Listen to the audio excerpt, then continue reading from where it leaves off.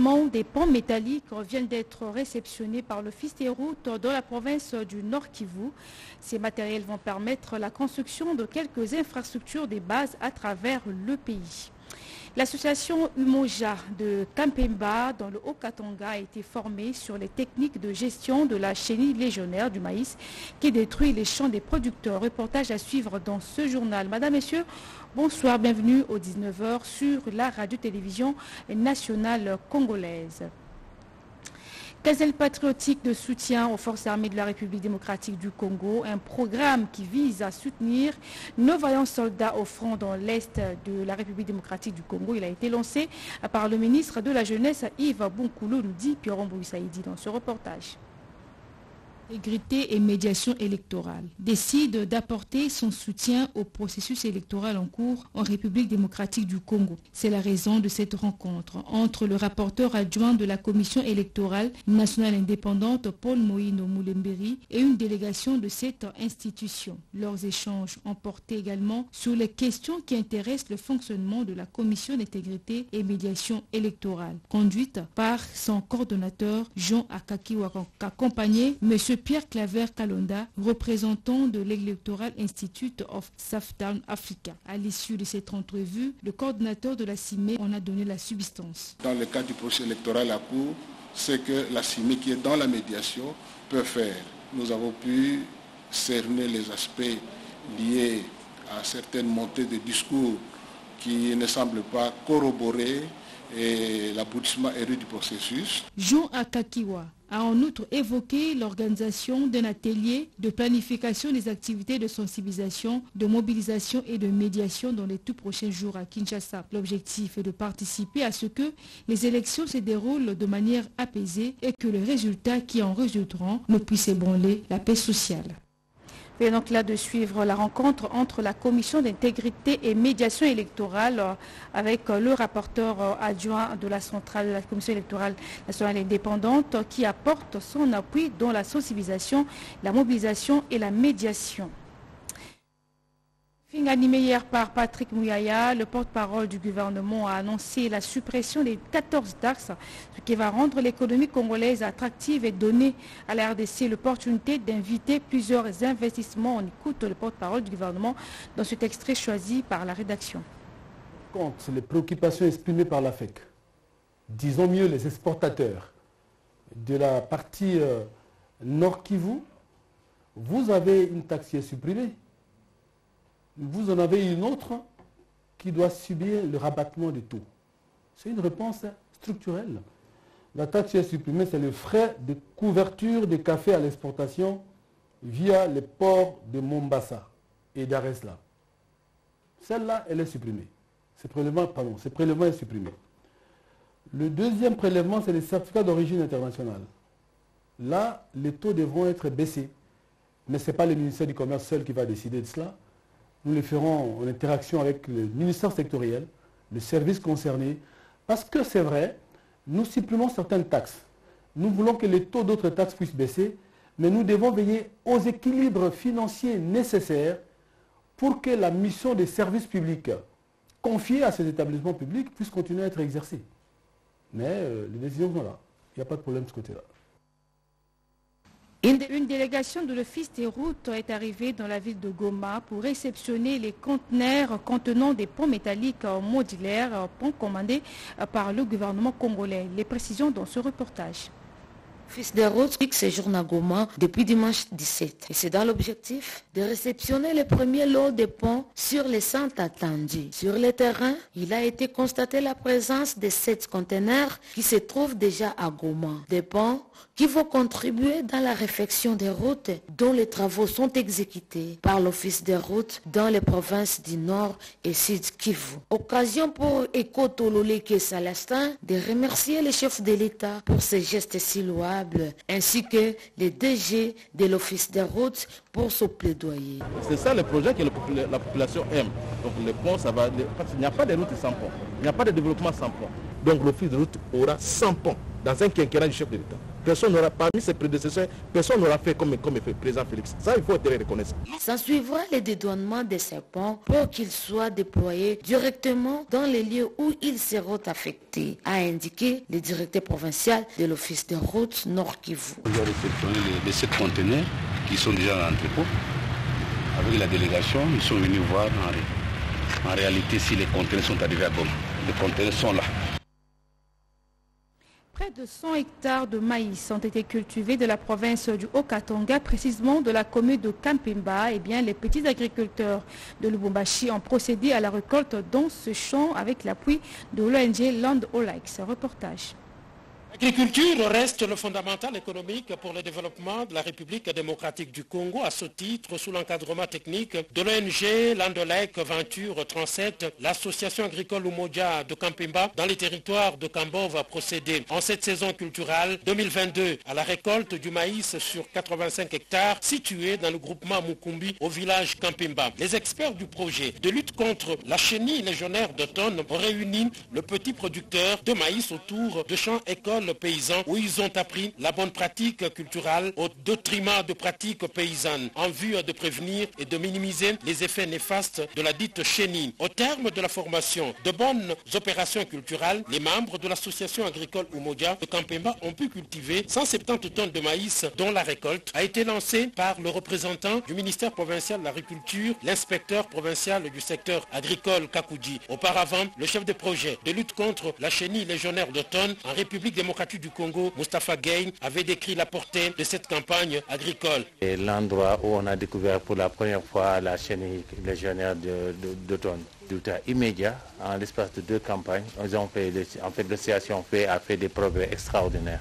Les cultivateurs ont amélioré la production agricole en procédant par l'usage des semences certifiées, des fertilisants raisonnés, du respect de la date des semis, du sarclage régulier, entre autres, témoigne la coordinatrice de l'association Umoja, Justine Condé, en remerciant Land O'Lakes Venture 37 pour les multiples formations et accompagnements techniques sous le financement de l'USAID. La bonne pratique culturelle demeure le rempart de lutte contre les dommages que cause la chenille légionnaire d'automne. Et puis de la province du Olomami, le gouverneur Yumba Kalenga a procédé à la distribution des motos dans différentes zones de santé de cette province, ce dans le souci de permettre la mobilité des superviseurs. Couverture santé universelle restant l'une des priorités du chef de l'État. Voilà pourquoi les chefs de l'exécutif provincial du Olomami, Yumba Kalenga Mushimbi Isabelle, à ses côtés les membres du bureau de l'Assemblée provinciale, le membre du gouvernement provincial s'est mobilisé pour procéder à la distribution des motos, marques AG et Yamaha aux saisons de santé. Les vélos au relais communautaire du site de son communautaire, un appareil BCG, un kit de matériel d'échographie et autres matériels à la division provinciale de la santé. Le ministre provincial de la Santé, l'honorable Tayari, a remercié le gouvernement provincial pour la prise en charge liée aux achats des plaques d'immatriculation. La gouverneure a demandé aux bénéficiaires et utilisateurs d'en faire bon usage et a procédé à la remise de ces engins au ministre de la Santé qui, à son tour, a remis au chef de division de la Santé. Cet acte de charité matérialise de votre part les soutiens du projet de couverture santé universelle prôné par le chef de l'État, son Excellence, M. Félix Antoine Tshisekedi Tshilombo. Ces dons du gouvernement central, sous l'appui des partenaires de santé, est un geste salué par la population du Olomami, étant donné que la gouverneure, représentante du chef de l'État en province, ne ménage aucun effort pour faire la visibilité des actions du président de la République en province. Pendant ce temps, de la province de la Mongala, le gouverneur vient de lancer un atelier de formation à l'intention des jeunes de l'Issala. L'objectif est de lutter pour le développement des territoires de cette province. L'Institut supérieur de technique médicale de Mbandaka, 7 récipiendaires dont 4 femmes et 3 hommes, ont soutenu avec succès les travaux de fin de cycle en anesthésie et réanimation. C'est une première dans l'histoire des sciences de santé à l'Équateur, dans cette filière dont les prestataires sont quasi rares à travers les pays. Ils viennent tous d'achever les enseignements théoriques et pratiques sous l'encadrement des enseignants qualifiés aussi bien de l'Istem Mbandaka que de Kinshasa. C'est un ouf de soulagement pour le directeur général de l'ISTEM, professeur ordinaire Mputu Bokenga Faustin, qui indique que la RDC ne compte à ce jour que 1522 techniciens en anesthésie et réanimation, tous concentrés dans les centres urbains. La solution à long terme pour pallier cette carence reste, selon les profs, la formation locale des techniciens en la matière. Un récipiendaire élément de FRDC revient sur ses motivations. J'ai donné l'anesthésie, mais je n'étais pas anesthésiste. Alors, durant tout ce temps-là que j'ai travaillé dans la salle d'opération, alors, en 2018, quand j'ai entendu qu'à l'ISTEM Mbandaka, il y a une option qui venait de s'ouvrir, c'est l'anesthésie réanimation, j'ai demandé à mes chefs. Alors, à ce moment-là, les chefs aussi m'avaient accordé à ce que je vienne faire l'anesthésie réanimation. La direction générale de l'ISTEM a plaidé en faveur de l'embauche de ces 7 techniciens après la délibération. Et de la province de la Mongala, le gouverneur vient de lancer un atelier de formation à l'intention des jeunes de l'Issala. L'objectif est de lutter pour le développement des territoires de cette province.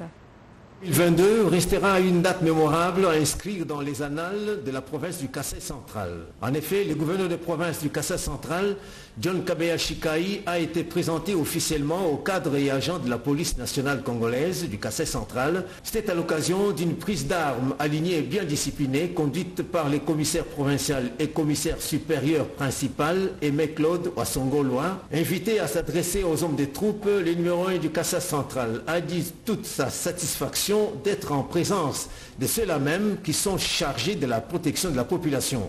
C'est pour cela que je rends mes hommages les plus déférents à son Excellence Félix Antoine Tshisekedi Tshilombo, président de la République démocratique du Congo, chef de l'État, commandant suprême des forces armées de la République démocratique du Congo et de la police congolaise, qui, dans sa vision, a matérialisé la réforme de la police nationale congolaise sur les réformes institutionnelles, la professionnalisation et la dotation des infrastructures et équipements.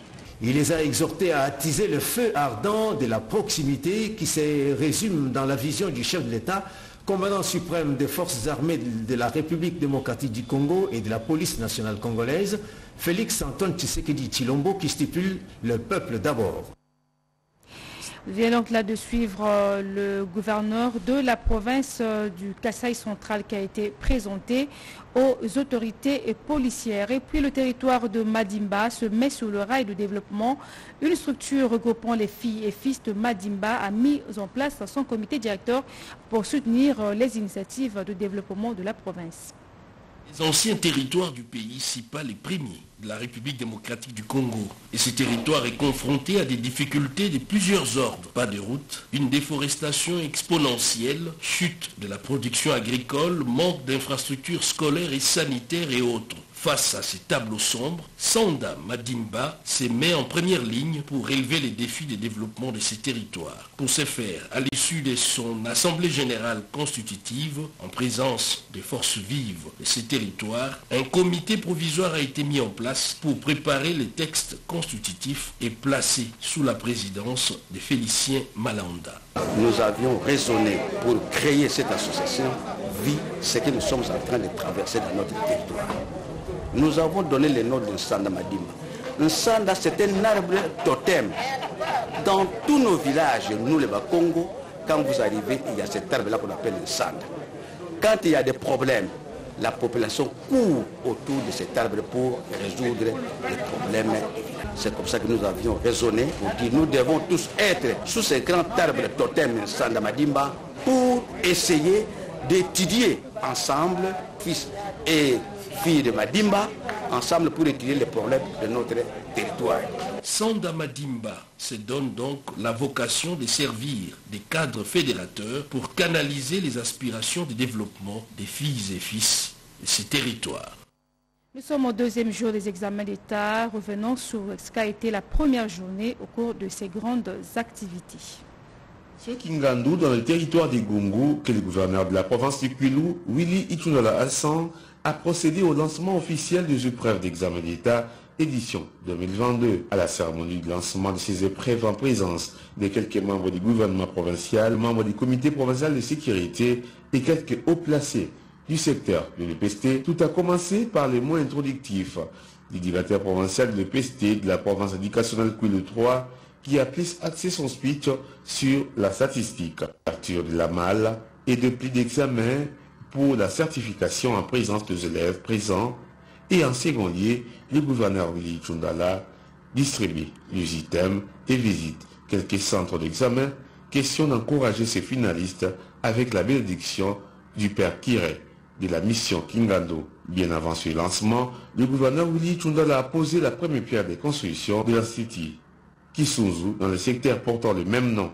Dans ces deux espaces, le gouverneur Willy Tshundala a signalé qu'il est qu'un simple envoyé du président de la République, Félix Antoine Tshisekedi Tshilombo, pour la matérialisation de sa vision sur la gratuité de l'enseignement. La province du Nord Kivu aligne 63 769 candidats, élèves finalistes à la 56e édition de la session ordinaire de l'examen d'État 2022, répartis dans 190 centres. C'est au complexe scolaire Teresa Mira que le gouverneur du Nord Kivu, le lieutenant-général Constant Dima, a procédé ce lundi 18 juillet 2022 au lancement officiel de ces épreuves nationales. Le gouverneur militaire a salué l'engagement ferme du président de la République, Félix Antoine Tshisekedi Tshilombo, et du gouvernement pour la promotion de l'éducation en RDC. L'autorité provinciale caresse l'espoir de voir le Nord Kivu sortir les meilleurs lauréats du pays à cette édition. C'est à l'Institut Tindakwango où s'est déroulée cette cérémonie. En présence de toutes les autorités provinciales et du délégué national, François Boukassa Mukendi, inspecteur principal provincial, a dans son allocution salué les efforts fournis par les ministres nationaux de l'enseignement. Les techniciens de l'EPST a présenté la fiche technique de ces épreuves dans sa juridiction Kwango 1. Et dans la parole, Jean-Marie Petit Amata, gouverneur des provinces, a rendu les hommages au chef de l'État pour l'effectivité de l'enseignement. Il a félicité les finalistes et les a invités à travailler pour l'excellence. Notez par ailleurs que 27 221 candidats ont répondu présents à cet examen sur toute l'étendue de la province du Kwango. Une délégation des directeurs centraux de la régie des OSA séjourne à Bukavu, dans la province du Sud Kivu, dans l'objectif d'évaluer le fonctionnement de cette direction provinciale, performer ses locales et bâtir un plan d'amélioration des indicateurs de la régie des eaux Sud Kivu en vue de la maximisation des recettes. Serge Merlemata nous en parle. Accueilli au Port-Ioussi ce dimanche 17 juillet par la direction provinciale de la régie des eaux Sud Kivu, conduite par Valeur Toumba et ses collaborateurs, Antoine Mouissoumi, directeur central clientèle et marketing, a expliqué à son arrivée qu'elles sont venues pour aider leurs collègues du Sud Kivu à la mobilisation des recettes et amélioration des performances des agents. Nous venons à Bukavu pour une mission de travail dont l'objet est triple, à savoir faire le point sur le fonctionnement de la régie des eaux, c'est-à-dire évaluer les performances locales et puis voir ensemble avec comment bâtir un plan d'amélioration des indicateurs de la régie des eaux. Pendant cette mission, il sera aussi une occasion de rappeler les uns et les autres que la régie des eaux a besoin de moyens. L'État congolais et les entités décentralisées ici à la province de Sud Kivu, c'est des milliards que le gouvernement draine avec lui. Les territoires, c'est des millions de francs congolais qui ne payent pas la régie des eaux. Et quand ils ne payent pas, comment la régie des eaux peut avoir des moyens de booster de nouveaux projets de développement pour adapter sa capacité de production, n'est-ce pas, à l'évolution démographique de nos populations, surtout ici, dans la ville du Sud Kivu. Dans cette mission qui dure, sauf en prévu 3 jours, les visiteurs comptent organiser une assemblée qui va mettre sur une même table tous les agents, mais aussi une formation au profit de nouvelles unités. Le district de la Funa, Kinshasa, va bénéficier de plusieurs ponts et passerelles en cours de construction. Œuvre du député provincial élu de Ngiringiri, Edi Eyeli, qui a procédé au lancement des travaux le week-end dernier. William Tunakov. Le district de la Funa, au centre de la capitale Kinshasa, sera désormais doté de plusieurs ponts et passerelles visant le désenclavement de cette entité, et c'est à l'initiative de l'unique député provincial élu de Ngiringiri, Edi Eyeli Molangi, affectueusement appelé par sa base Papa Social. Ce dernier a consacré la journée de samedi 16 juillet 2022 à la pose de la première pierre pour la construction d'un pont moderne qui sera jeté sur l'avenue Bondo reliant la direction Sayo à celle de 24 novembre dans la commune de Ngilingili. De là, Edi Ieli Molangi, accompagné par le membre de la fondation qui porte son nom, s'est rendu à pied sous les ovations frénétiques de sa base naturelle à la paroisse kimbangiste Ngilingili 2, située sur l'avenue Nyangara, où il a inspecté les travaux de construction de 2 autres ponts qui seront bientôt inaugurés. Après cette visite, direction Terrain Bondo, où Edi Ieli Molangi a donné le coup d'envoi de la 4e édition d'un tournoi de football de jeunes dénommé Tournoi Edi Ieli Molangi Challenge. Il mettra aux prises non seulement les 8 quartiers de cette municipalité, mais aussi et surtout, cette année-ci, les 7 communes du district de la Funa. Ce match d'ouverture s'est soldé par la victoire du quartier d'Yomi qui a battu les quartiers Kimbangu par 2-0, à la grande joie de ses fans en liesse. Autre volet de l'actualité, dans le cadre de la promotion de la jeunesse, la Fondation Fleuve Congo a organisé un tournoi de football des jeunes pour promouvoir les talents. CD Kenina. L'on peut dénicher des talents n'importe où en RDC en matière de sport, même dans des quartiers populaires où l'avenir paraît sombre. Pakadjouma en est un exemple. Lancé au mois de juin, le tournoi du fleuve qui a réuni 8 équipes de jeunes dont l'âge varie entre 20 et 25 ans s'est clôturé sur une note satisfaisante. Initié par la Fondation du Fleuve Congo et son président Souleymane Kaouka, qui s'intéresse au-delà de tout à la vie des riverains, ce tournoi a réuni autour d'un thème l'unité de jeunes, près de 3000 jeunes appelés à être socialisés, réinsérés dans la vie communautaire à travers la pratique des sports sains. Les trophées de l'équipe vainqueur, le FC Banyango, a été remis par un mécène très connu, Abed Achour. Fleuve Congo, créé en 2018, mène ses actions dans le secteur de l'environnement, notamment contre la déforestation, la pollution des eaux, bref, le bien-être des populations riveraines. Et cette structure compte initier d'autres actions au bénéfice des quartiers populaires. La prochaine étape, c'est les quartiers Mombele, dans la commune de Limete. Un nouveau nom inscrit au Panthéon congolais de l'art. Il s'agit de l'artiste peintre Albert Claude Ndukwanzambe. La cérémonie de la pose de cette plaque a été présidée par le secrétaire général à la culture. C'était sur la place Victoire. Plus de détails dans ce reportage. Des reconnaissances professionnelles de l'artiste peintre Albert Claude Ndukwanzambe et à cet effet une pose de la plaque d'artiste est intervenue le 17 juillet 2022 à la place des artistes au rond-point Victoire dans la commune de Kalamou. Nous sommes en ce lieu pour commémorer ensemble l'événement de ce jour en reconnaissance de l'illustre disparu maître Albert Claude Ndukwanzambe, fondateur du mouvement de l'indépendance spirituelle. Ancien de l'école Saint-Luc, aujourd'hui école des beaux-arts, l'artiste peintre fondateur du mouvement de l'indépendance spirituelle Miss Ndukwanzambe a fait parler de lui à travers ses œuvres dans le monde et compte plusieurs réalisations artistiques. Portez ce jour, maître Albert Claude Ndukwanzambe, d'heureuse mémoire au panthéon des illustres emblèmes de la culture de notre pays, cadre avec le lancement de la série d'activités retenues pour la célébration du 50aire de l'ASBL Miss, fruit de sa dévotion pour la propagation de l'évangile de notre Seigneur Jésus-Christ. Rappelons que cette cérémonie de la pose de la plaque d'artiste du leader du Miss lance les débuts d'une série de festivités organisées par le mouvement de l'indépendance spirituelle en honneur et en mémoire de Maître Nduku à Kinshasa et dans le Congo central, célébrant le 50e anniversaire d'existence de ce mouvement. Les prières pour la nation se multiplient à travers le pays. C'est le cas au ministère combat spirituel lors de la célébration du 30e anniversaire de la jeunesse chrétienne combattante. Le ministre de la Jeunesse et l'inspecteur général des FRDC étaient présents. Christine Lenzo. RDC est un pays béni et les remise chaque fois entre les mains de Dieu par ses serviteurs. À la célébration du 30e anniversaire des jeunes chrétiens combattants, JCC, 2 semaines de festivités du 17 au 31 juillet à la Cité de Triomphe, à la 17e rue Limete industrielle. La jeunesse chrétienne du combat spirituel va rendre grâce à Dieu pour l'avoir délivré et préservé sans se détourner de l'évangile.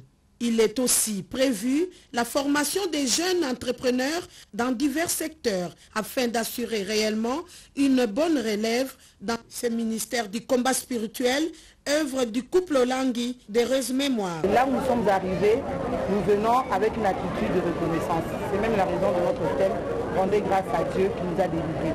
Durant 30 ans d'existence de la JCC, le Dieu de la Maman Olangui, le travers de la jeunesse chrétienne combattante, a eu impacté la vie des jeunes. Des témoignages et exhortations des jeunes chrétiens combattants sur l'information, la formation et la transformation reçue de la JCC sont au rendez-vous. Des visites dans les orphelinats, des louanges et adorations seront faites par les jeunes venus de 160 sièges de plus de 56 pays du monde. Par la même occasion, une prière d'autorité était dirigée à travers les responsables politico-militaires et administratifs, consacrant ainsi le pays entre les mains de Dieu pour le triomphe et la gloire contre l'agression imposée à la RDC par ses voisins. L'œuvre de Dieu et sa continuité, c'est le thème développé par le pasteur Jusqu'à Kabongo Ngoy à l'occasion d'un culte d'action de grâce organisé par les chrétiens de la communauté des messagers le dimanche dernier dans la salle Sang et Lumière de la commune de Kintambo. La communauté des églises des messagers Nouvelle Dynamique a eu sa toute première rencontre ce dimanche 17 juillet 2022. Ces cultes d'action de grâce avaient entre autres pour objectif de poser les bases solides pour le bon fonctionnement de la communauté et de prier pour la République démocratique du Congo menacée dans sa partie est par les M23 sous couvert du Rwanda. Tiré du livre des Philippiens chapitre 1 verset 6, la prédication du pasteur Jusqu'à Kabongo Ngoy intitulée « L'œuvre de Dieu et sa continuité » vient interpeller les enfants de Dieu au respect de l'enseignement des apôtres qui est le socle du christianisme. L'officiant du jour, qui n'est autre que le président du collège des anciens de cette église, le pasteur Jusqu'à Kabongo a martelé qu'il y a une différence entre l'œuvre de Dieu et les hommes mis par Dieu dans son œuvre. Il appelle tous les chrétiens d'arrêter les cultes des personnalités à l'endroit de leur pasteur, car c'est Dieu et le maître de son église.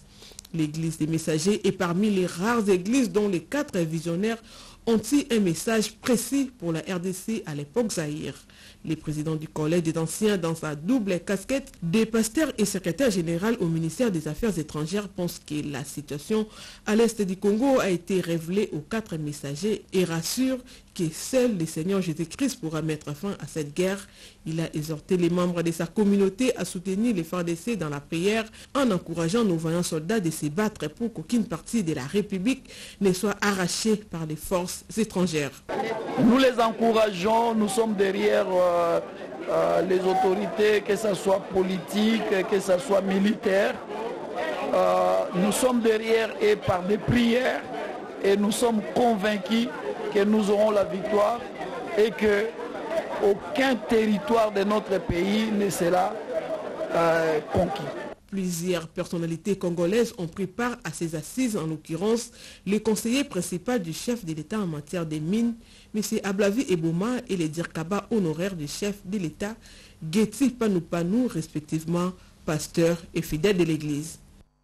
Et pour terminer, sachez que l'Église du Christ au Congo a organisé un point de presse animé par l'assistant juridique de l'ECC 63e communauté du Saint-Esprit en Afrique. Ceci pour réclamer son terrain spolié sur l'avenue Libération, témoin de l'événement, Edith Yala.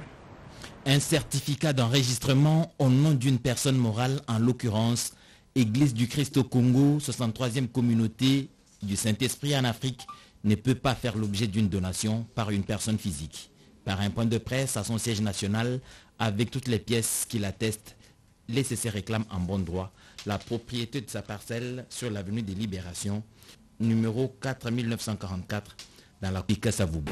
Tel que je vous ai décrit les faits, il y a eu des implications des hautes autorités de l'État dans cette situation. Et nous en profitons pour en appeler au chef de l'État. Il s'agit d'un bien de l'Église quand même. Nous sommes la République démocratique du Congo. On n'a même plus du respect au sacré. Ce n'est pas la parcelle d'une personne, c'est la parcelle d'une église. Et il est écrit que sur cette parcelle devra être érigé un temple et ses dépendances, c'est-à-dire les centres d'accueil pour permettre à cette église de vivre et d'entretenir son administration. Et puis quand vous voyez tout cet espace-là, il n'y a que des églises. Vous avez Bima, vous avez l'église kimbanguiste, vous avez l'église catholique. Ce sont des concessions que le président Mobutu avait données à l'époque aux églises. L'administration foncière s'est montrée à la hauteur de sa tâche, mais semble paralysée par les décisions de sa hiérarchie. La justice, au lendemain de la 6e session extraordinaire du Conseil supérieur de la magistrature, devra se montrer ferme et juste pour rétablir le propriétaire originel. Sinon, le maréchal Mobutu ressusciterait. C'en est fini pour cette édition de 19h. Retrouvez tout à l'heure à 20h Anita Luamba pour la grande édition. D'ici là, prenez soin de vous. Au revoir et bonsoir chez vous.